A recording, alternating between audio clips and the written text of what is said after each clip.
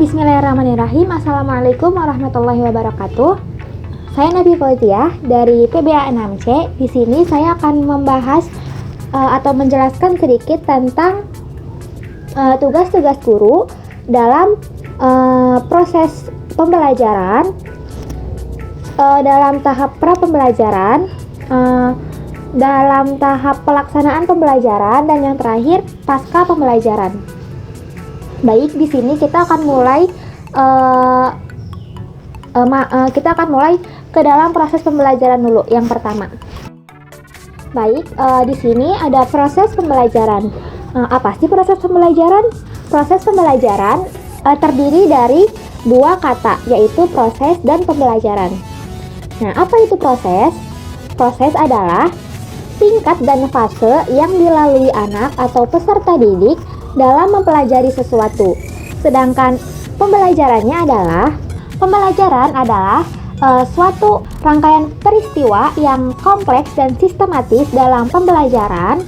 Dalam suatu peristiwa tersebut dan terjadi interaksi antara pendidik dan peserta didiknya dalam rangka merubah sikap dan pola pikir yang menjadi kebiasaan bagi peserta didik yang bersangkutan. Nah, jadi apa sih proses pembelajaran? Nah, proses pembelajaran adalah proses yang di dalamnya terdapat kegiatan interaksi antara guru dan siswa atau guru dan peserta didik. Dan itu akan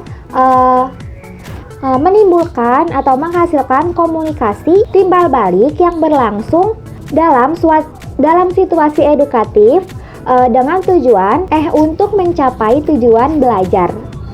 Nah, situasi edukatif itu apa? Nah, situasi edukatif ini adalah kunci keberhasilan dalam proses belajar mengajar.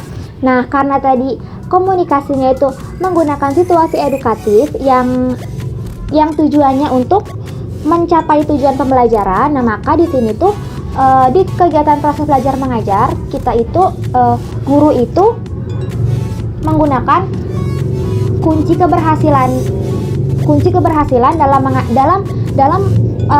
mengajarnya untuk mencapai tujuan yang diinginkannya. Nah, terus tadi juga dijelaskan bahwa ada komunikasi timbal balik. Nah, maksudnya timbal balik ini apa sama kayak pada umumnya? Sebenarnya iya, sama seperti pada umumnya. Tetapi timbal balik di sini adalah interaksi yang dengan sadar meletakkan tujuan untuk mengubah tingkah laku dan perbuatan seseorang. Nah, baik, selanjutnya kita akan masuk ke pembahasan yang kedua, yaitu tahap pra-pembelajaran. Nah, untuk mendapatkan proses belajar mengajar yang baik, kita sebaiknya harus melakukan tahapan-tahapan dari mulai tahapan yang awal hingga ke tahap yang akhir. Nah, tahap yang awal di sini adalah tahap pra-pembelajaran atau biasa disebut juga dengan pra-instruksional. Proses pembelajaran ini sangat dipengaruhi oleh proses dalam tahap pra-pembelajarannya. Oleh sebab itu, kegiatan pra-pembelajaran ini harus dilaksanakan dan dilakukan dengan cara sistematis, efektif, efisien, dan fleksibel. Kemudian saya akan menjelaskan beberapa prosedur yang dilakukan dalam tahap pra-pembelajaran ini. Yang pertama itu ada menciptakan kondisi awal pembelajaran. Nah, maksudnya itu apa? Seperti apa? Nah, sudah saya jelaskan sedikit di yang pembahasan tadi sebelumnya bahwa kegiatan belajar mengajar itu akan berhasil dengan baik apabila gurunya dapat mengkondisikan kegiatan belajarnya itu secara efektif. Nah, kondisi belajar tersebut itu harus dimulai dari awal pembelajaran atau pra-pembelajaran, sehingga nanti siswa dapat belajar dengan nyaman, terus kreativitasnya itu tidak terhambat, dan aktivitas belajar siswa itu berjalan dengan baik. Hal kecil yang dapat mempengaruhi proses pembelajaran itu, hal kecil yang dapat mempengaruhi kondisi belajar itu seperti kebersihan kelasnya dan kerapihan tempat belajarnya. Nah, di pra pembelajaran ini apa aja sih yang harus dilakukan guru? Yang harus dilakukan guru antara lain seperti mengabsen siswa, menciptakan kesiapan belajar siswa, mengabsen siswa, dan menciptakan kesiapan belajar siswa. Menciptakan kesiapan belajar siswa itu seperti apa? Nah, kesiapan belajar siswa ini sangat berpengaruh pada hasil belajarnya. Jadi, kesiapan belajar siswa ini merupakan prinsip yang sangat berpengaruh untuk hasil akhir siswa dalam belajarnya. Nah, apa yang harus dilakukan gurunya?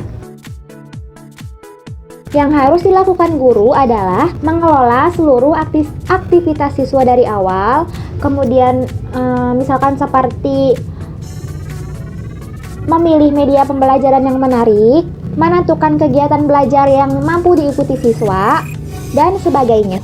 Dan yang kedua, di sini di tahap pra pembelajaran ada melaksanakan aktivitas awal. Nah, apa sih maksud dari melaksanakan aktivitas awal? Nah, melaksanakan aktivitas awal di sini, jadi guru itu seperti kayak melaksanakan pretest. Jadi di sini guru itu di tahap awal ini, awal pembelajaran ini, guru melakukan penilaian terhadap siswanya. Jadi guru ini melakukan penilaian kepada siswanya seberapa mampunya siswa dalam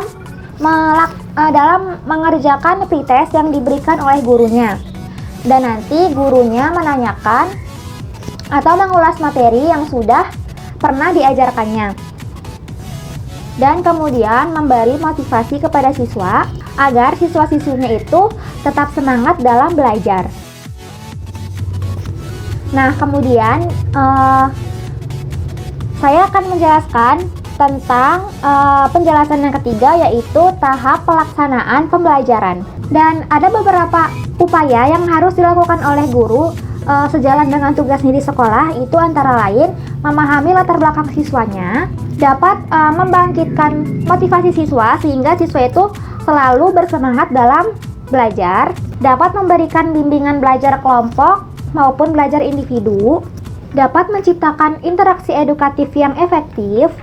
Nah, interaksi edukatif itu yang sudah saya jelaskan tadi di awal. Interaksi edukatif adalah kunci keberhasilan dalam proses belajar mengajar. Kemudian ada lagi berdisiplin dan menanamkan kedisiplinan kepada siswanya. Nah, baik, sekarang kita beralih ke pembahasan yang ketiga, yaitu tentang tahap pelaksanaan pembelajaran. Nah, pada tahap ini merupakan tahap implementasi atau penerapan tahap penerapan atas desain yang sudah direncanakan atau dibuat oleh sang guru tersebut. Dalam tahap ini, guru melaksanakan kegiatan belajar mengajar melalui penerapan dengan berbagai strategi, metode, teknik, dan pemanfaatan perangkat media yang sudah dirancang sedemikian rupa oleh guru tersebut. Nah, ada juga beberapa tahapan yang harus dilakukan atau dilaksanakan. Nah, ada juga beberapa tahapan yang harus diperhatikan oleh guru dalam tahap pelaksanaan ini. Di antaranya ada guru melakukan pembelajaran itu sesuai dengan RPP yang telah dirancangnya. Yang kedua, diupayakan siswa dapat mengikuti pembelajaran dalam hal yang wajar. Yang ketiga, selama kegiatan berlangsung, pengamat tidak diperbolehkan mengganggu kegiatan belajar mengajar antara guru dengan interaksi kepada siswanya. Ada lagi, pengamat harus belajar dari pembelajaran yang berlangsung dan bukan mengevaluasi guru. Dan ada beberapa lagi yang lainnya. Nah, tetapi menurut Nana Sujana, tahap pelaksanaan pembelajaran ini terbagi menjadi dua, yaitu tahap pra-instruksional dan tahap instruksional. Nah, apa sih tahap pra-instruksional? Tahap pra-instruksional adalah tahap yang memulai kegiatan awal belajar mengajar, seperti guru mengabsen siswanya. Nah, jika ada siswa yang absen, itu guru menanyakan kepada siswanya apakah siswa tersebut itu bolos, tidak masuk sekolah tanpa alasan atau alfa, atau sakit, izin, dan lain sebagainya.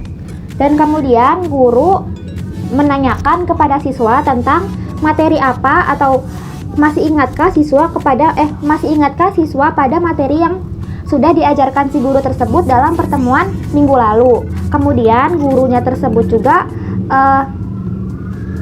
masih mengevaluasi siswanya agar pembelajaran yang sudah dilakukannya pada minggu lalu itu tidak dilupakannya dan masih bisa diingat dan masih difahami.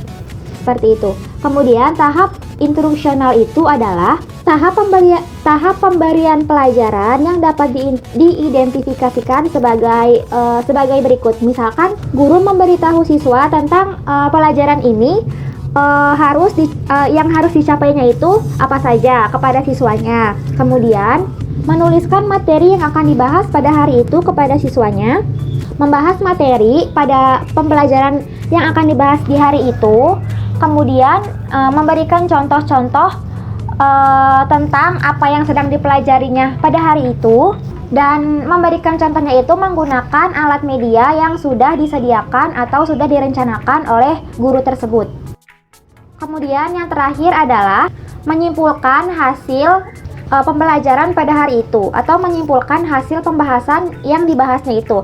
Nah, kesimpulan ini dapat ditulis oleh guru, ditulis di papan tulis oleh guru, atau bisa bersama-sama disimpulkan oleh siswanya, oleh siswa dengan guru, atau guru juga bisa menyerahkan sepenuhnya kesimpulan itu diserahkan kepada siswa.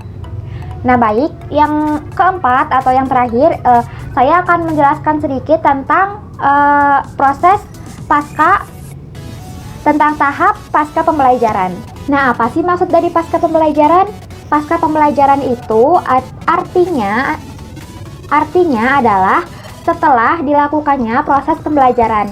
Nah, yang dilakukan guru dalam pasca pembelajaran itu bisa dengan guru mengajak interaksi kepada siswanya, bercakap-cakap atau berdialog tentang apa saja, entah itu mengenai pembelajaran yang sudah dibahas pada hari itu. Jadi guru bisa melakukan evaluasi tentang pembelajaran atau pembahasan yang telah dibahasnya pada pembelajaran hari itu. Kemudian guru bisa berdialog santai. Maksudnya berdialog santai di sini menanyakan atau berdialog, bercakap-cakap itu tentang menanyakan kesehariannya siswa itu jika diperlukan. Jadi berdialog santai itu tidak melibatkan atau tidak terfokus pada pembelajaran tersebut. Atau bisa juga nanti di pasca pembelajaran ini guru dan siswa berdiskusi tentang materi atau tugas yang akan nanti diberikan oleh guru jika siswanya tersebut itu kurang memahami materi yang ditugaskan untuk minggu depan. Jadi nanti siswa dan gurunya bisa nanti siswanya bisa menanyakan bagaimana sistem tugas yang akan dikerjakannya atau dikumpulkannya minggu depan kepada gurunya kalau siswanya tersebut kurang memahami tugas yang diberikan oleh gurunya. Dan guru bisa melakukan refleksi di sini itu, melakukan refleksi dalam pembelajaran di sini itu artinya menilai atau memberi nilai kepada hasil belajar siswa di pertemuan hari ini atau pertemuan yang sudah dilewatinya. Kemudian guru juga bisa merangkum hasil perbaikan pembelajaran yang mencakup apa yang telah tercapai dan yang belum tercapai.